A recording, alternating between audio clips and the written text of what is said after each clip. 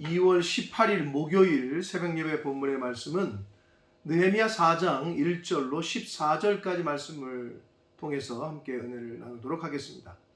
느헤미야 4장 1절로 14절까지의 말씀을 통해서 목요일에 주시는 하나님의 은혜를 함께 나누도록 하겠습니다.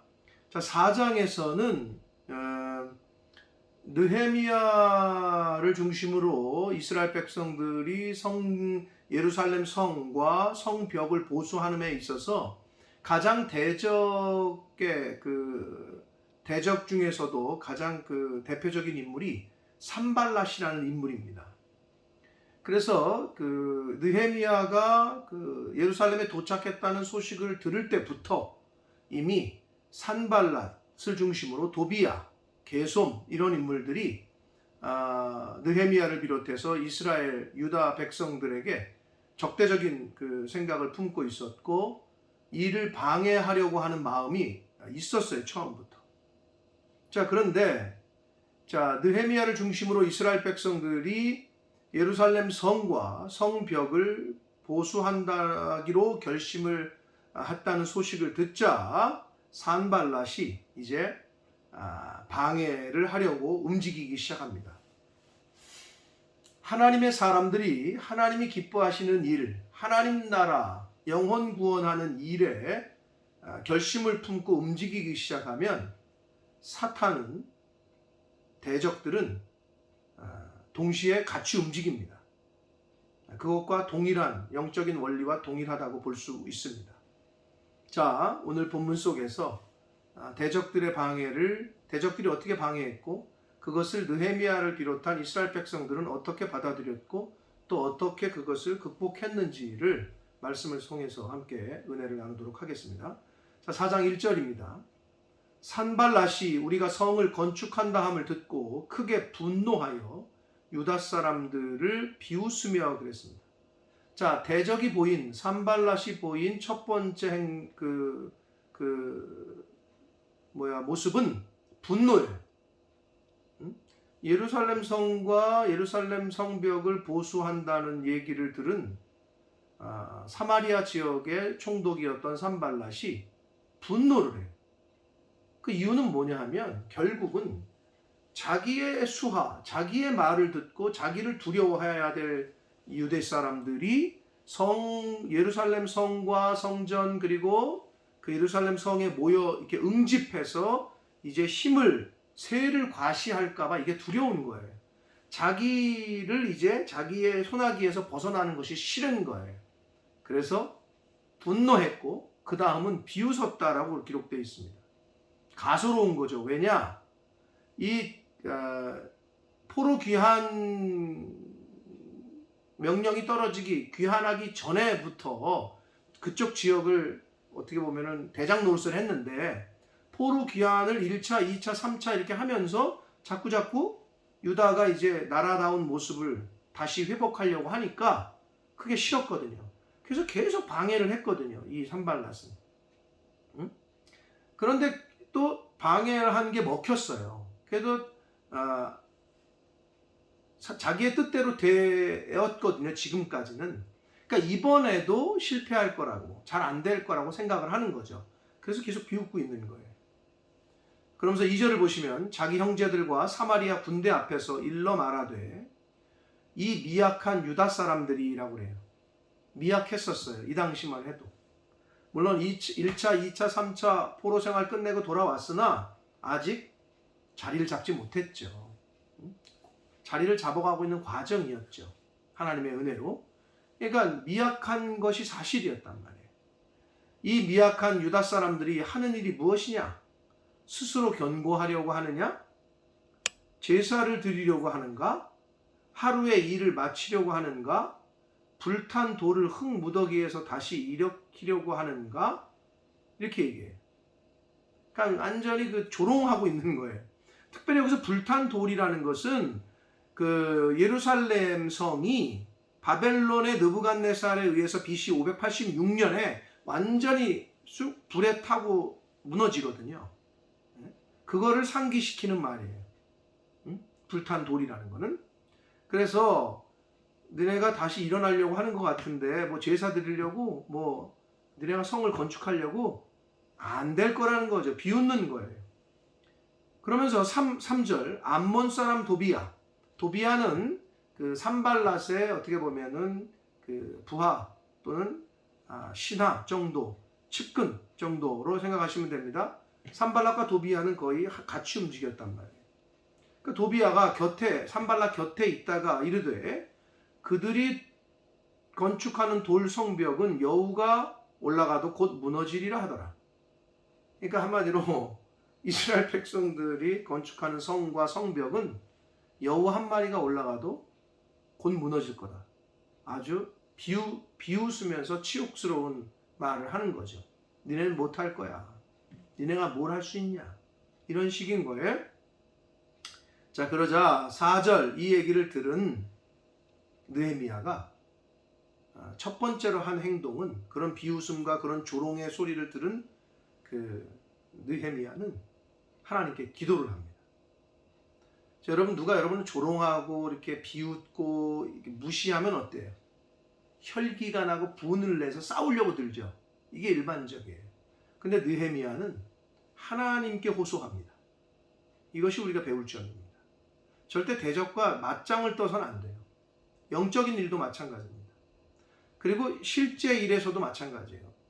성도가 교회 다니는 사람이 하나님 믿는 사람이 불신자들과 싸워봤자 사실 소용이 없어요. 득볼 게 없어요. 실제로.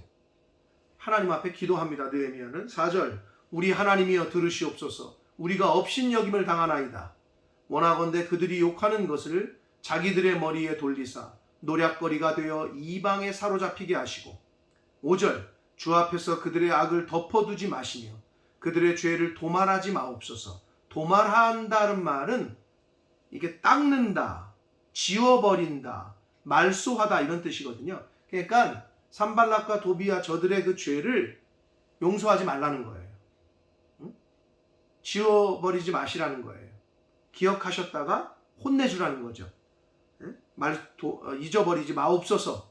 용서하지 마옵소서. 계속합니다. 그들이 건축하는 자 앞에서 여기서 이게 중요한데 건축하는 자라는 거는 하나님이에요. 하나님이 건축하고 계시다라고 이미 느헤미야는 직접 본인을 비롯한 유대 사람들이 사람이 하지만 그러나 궁극적으로는 그 배후에 하나님께서 예루살렘 성벽을 다시 재건하시고 있다라는 믿음이 있는 거예요. 그래서 이렇게 얘기하고 있는 거예요. 그들이 건축하는 자, 즉 하나님 앞에서 하나님을 주를 노하시게 했습니다. 그러니 저들을 용서하지 마십시오. 이렇게 하나님 앞에 기도합니다.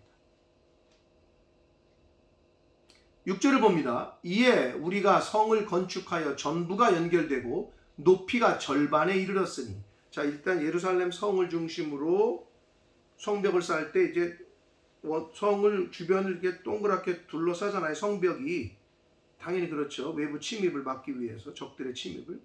그래서 이제 전부 연결됐다는 거예요.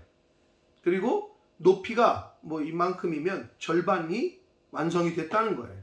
절반에 이르렀으니 이는 백성이 마음 들여 일을 하였기 때문이다 라고 말하고 있습니다. 이 말은 이스라엘 백성들이 헌신을 했고 마음을 들였다는 것은 마음 중심에서 이 일을 헌신해서 열정을 가지고 열심으로 했다라고 말하고 있습니다. 백성이 마음을 들여 일을 했다. 헌신과 열정을 뜻합니다. 사랑하는 성도 여러분, 오늘날에도 마찬가지입니다. 하나님의 영적인 일에는, 하나님이 기뻐하시는 일에는, 그리고 교회 일은 성도가 마음을 들여서 하지 않으면 절대 이루어지지 않습니다. 마음을 들여야 돼. 헌신을 해야 돼. 교회를 다니긴 다니는데 마음은 세상에 있어. 교회를 다니긴 다니는데 마음은 딴 데 있어. 자기에게 있어. 육적인 일에 있어. 육신의 일에만 관심이 있어. 여러분 그게 그 기준의 가장 척도가 뭐라고요? 예배 생활이고 그리고 뭐예요? 물질 생활이에요. 주일 성수, 물질 생활. 하나님을 우선한다라는 거의 기준은 바로 두 가지밖에 없습니다. 아유, 그래도 뭐 빚 내야죠. 먹고 살아야죠. 여러분의 돈이 여러분을 먹이고 여러분의 돈이 여러분의 생명을 연장시키시는 것 같습니까? 여러분, 절대 그렇지 않습니다. 하나님이 생명을 주시고 하나님이 일용할 양식을 주시니까, 일용할 양식을 먹을 수 있는 건강을 주시니까 여러분이 먹고 입을 수, 그리고 잘 수, 그리고 새날을 맞이할 수 있는 것입니다. 여러분, 이걸 명심하시기 바랍니다. 마음을 들여서 하나님의 일에 헌신하고 열심을 낼 때 영적인 일은, 그리고 교회 일은 부흥하고 그리고 이루어지게 돼 있습니다. 7절을 봅니다. 산발락과 도비아와 아라비아 사람들과 암몬 사람들과 아스돗 사람들이 예루살렘 성이 중수되어 그 허물어진 틈이 메꾸어져 간다 함을 듣고 심히 분노했다. 여러분, 대적들은 하나님의 일이 되어져 가고 하나님이 기뻐하시는 일이 되어져 가고 틈이 나눠졌던 틈이 메꾸어 가고 나눠졌던 사람들이 하나가 되고 이걸 싫어합니다. 사단은 그걸 너무 싫어해요. 그래서 교회가 분란이 있고 남편과 아내가 갈라지고 부모와 자식이 서로 등지고 싸우고 성도와 성도 간에 등을 지고 싸우고, 이건 사단이 좋아하는 거예요. 가정이건 교회건 나라건.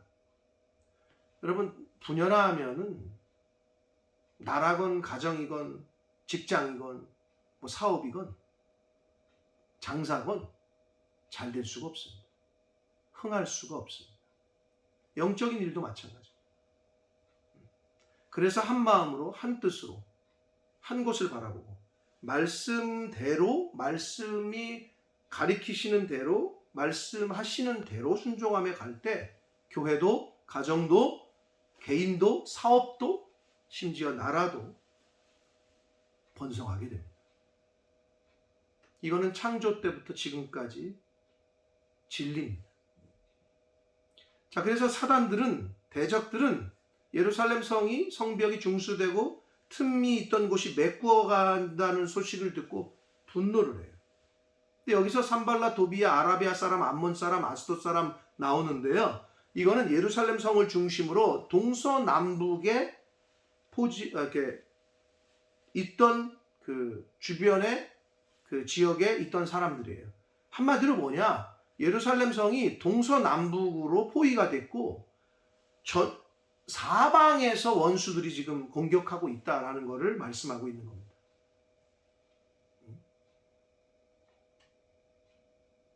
(8절) 8절을 봅니다. 그들이 분노해서 이제 머리를 짜냅니다. 다 함께 꾀하기를 예루살렘으로 가서 예루살렘 그 사람들을 치고 공격하자는 거죠. 그것을 요란하게 하자라고 계획을 합니다. 요란하게 한다는 말은 혼란에 빠뜨린다, 잘못, 그릇된 길로 가게 만들다, 이런 뜻이거든요. 그러니까 한마디로 예루살렘 성과 성벽 중건하는 거 못하게 가서 공격하자. 이 얘기를 들은 느헤미야가 또 보인 반응은 역시 느헤미야입니다. 9절 봅니다. 우리가 우리 하나님께 기도하며 조롱하고 막 정신적으로, 마음, 영적으로 조롱하고 막 놀리고 비꼬고 하면 우리가 분노가 일어나고 맞짱을 뜨고 욕하고 해야 되는데, 느헤미야는 기도했다 그랬죠, 아까 4절에. 그런데 이번에는 실제로 그들이 공격을 하려고 하고 실행으로 옮기는 이런 위협이 왔는데도 느헤미야는 첫 번째로 한 게 기도하는 거였어요. 근데 기도만 하고 행동은 안 하냐? 뭐 띵가띵가 놀고 있었냐? 그건 아니에요. 하나님께 기도하고 그들로 말미암아, 그 대적들로 말미암아 파수꾼을 두어서 주야로 방어하게 합니다. 지킵니다. 하나님의 일을, 즉 하나님의 예루살렘 성과 성벽을 하고 있는 그 일을 방어를 해요. 자, 그런데 지도자가 아무리 그래도 유다 그 일반 백성들이 이 마음에 영향을 받았어요. 10절을 보시면 유다 사람들은 이르기를 흙무더기가 아직도 많거늘 짐을 나르는 자의 힘이 다 빠졌으니 우리가 성을 건축하지 못하리라. 현실로 봤을 때 너무 힘든 거예요. 여기서 말하는 흙무더기는 원어 성경에는 정관사가 있어요. 바로 그 흙이라는 얘기거든요. 이게 그 흙이 뭐냐? 유다 사람들은 다 알고 있던 흙이에요. 이 의미가 뭐냐? BC 586년에 바벨론 왕 느부갓네살 왕이 예루살렘 성을 공격할 때 마지막으로 이제 3차 공격 때 완전히 정복하거든요. 그때 쓴 방법이 예루살렘 성이 견고했단 말이에요. 이렇게 높았어요. 그런데 어떻게 안 되니까 어떻게 했냐? 그 주변으로 둘레로 토성을 쌓아 흙을 쌓기 시작해. 그 성벽 높이만큼. 그러니까 더 높이 쌓으면 이렇게 들여다보이고 뭐 당연 공격할 수 있잖아요. 그래서 어마어마한 토성을 쌓습니다. 이렇게. 그러니까 흙이 얼마나 그 흙이 남아있는 거야 아직도. 그러니까 성과 성벽을 재건할 때 그 흙이 방해거리가 되거든요. 공사하는데 어려워. 그러니까 그걸 다 치워버려야 돼. 그 얘기를 하는 거예요. 여기서 흙무더기는. 흙무더기가 아직도 많다는 거예요. 성과 성벽을 재건하는데 방해가 되는. 그래서 이걸 나르는 사람들도 이제는 다 진이 빠졌고 힘이 빠졌고 이제 우리는 성을 건축할 수 없, 이제 대적들도 쳐들어오고 건축하지 못할 거다. 이렇게 낙심을 해요. 마음에 낙심이 왔어요. 11절 보면 우리의 원수들은 이르기를 그들이 알지 못하고 보지 못하는 사이에 우리가 그들 가운데 달려 들어가서 살육하여 역사를 그치게 하리라.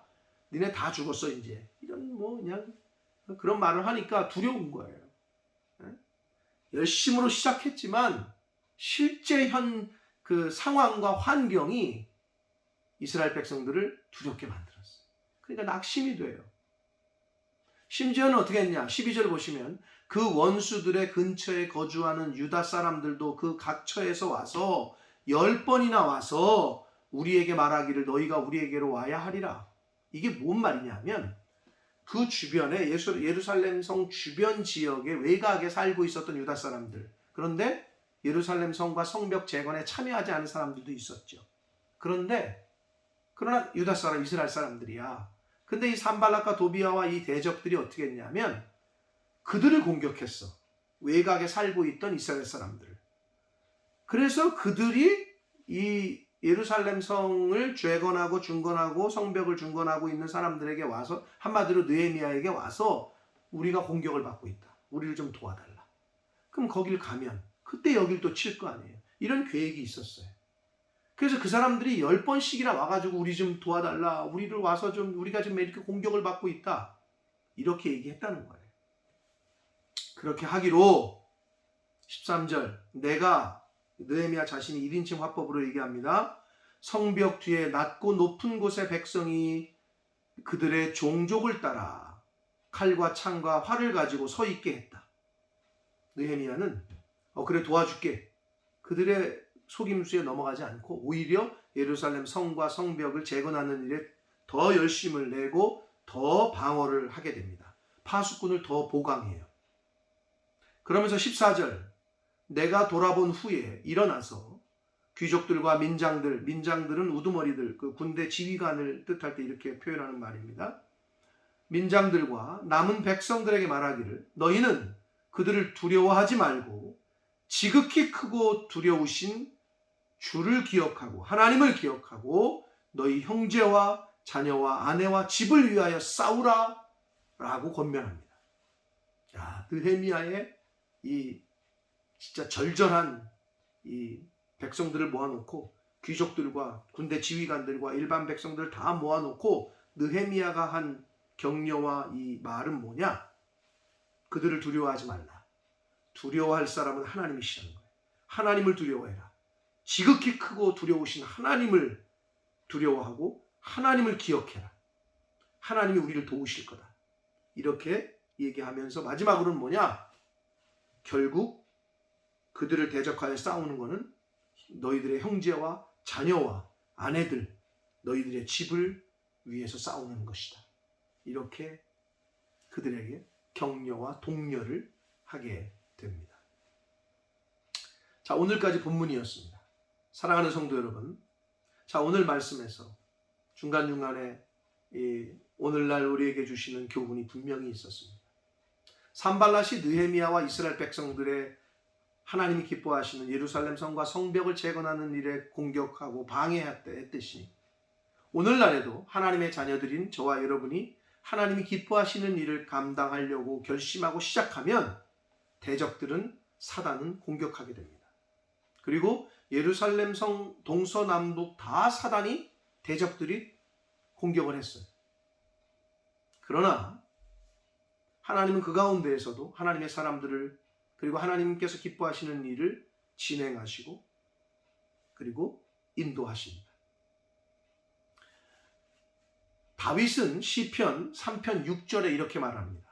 천만인이 즉 수많은 사람이 나를 둘러서 나를 죽이려고 나를 둘러 칠지라도 나는 두려워하지 않는다. 왜? 하나님이 나의 방패가 되시고 나의 힘이시다. 이런 고백을 했습니다. 바울 사도도 그 고린도후서 4장 8절에 우리가 사방으로 우겨쌈을 당하고 그리고 답답한 일을 당해도 우겨쌈을 당해도 쌓이지 아니하고 답답한 일을 당하여도 낙심하지 않는다. 이유는 하나님이 우리와 함께 하시기 때문이다. 라고 말씀했습니다. 저와 여러분이 하나님이 기뻐하시는 일, 하나님 나라와 의를 이루어가는 일, 영혼 구원하는 일을 시작하면 대적은 반드시 공격합니다. 고난이 옵니다. 어려움이 옵니다. 그럴 때 낙심하지 마시고 마음을 잘 지키시고 두려워하지 마시고 하나님이 함께 하신다는 것을 믿고 의지하여 하나님 기뻐하시는 일을 열심으로 감당하고 또 해나가는 저와 여러분 되시길 축복합니다. 그리고 이 느헤미야를 중심으로 한 그 이스라엘 백성들이 예루살렘 성과 성벽을 중수하고 재건하는 일이 52일 만에, 착공한 지 52일 만에 끝나거든요. 그렇게 될 수 있었던 것은 오늘 6절의 말씀처럼 이는 백성이 마음들여 일을 행했다. 여러분 딱 일을 한 거 보면 알아요. 저 사람이 지금 진짜 진심으로 일을 하는지, 하기 싫어가지고 억지로 하는지. 하나님도 다 아세요. 아니 목사님 제가 봐도 보이는데 눈에. 응? 진심으로 하는지 그냥 형식적으로 하는지 억지로 하는지 이게 다 보인단 말이에요. 하나님은 오죽하시겠어요. 다 아셔요.